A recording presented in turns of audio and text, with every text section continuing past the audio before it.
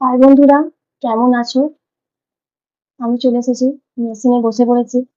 সারা দিনের কাজকর্মের পর একটু সময় বার করে এসে মেশিনে বসেছি।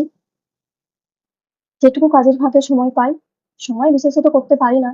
সারাদিনের সব কাজ করে সকাল থেকে উঠে সকালে ঝাঁট দেওয়া, থালা বাসন ধোয়া, মোছা, তারপর টিফিনের খাবার দাবার করা, রান্নার আনাজ কাটা, ভাত বসানো, রান্না করা, বাসন মাজা, সমস্ত কিছু করে সবাইকে খেতে দিয়ে দুপুরে যতটুকু সময় পাই, যেটুকু ফাঁকা পাই, সেটুকু এসে বসে পড়ি মেশিনে। কারণ অভাবের সংসারে দুটো টাকা যদি আমি আমার স্বামীর পাশে ইনকাম করে দাঁড়াতে পারি, তাতে আমার স্বামীরই ভালো।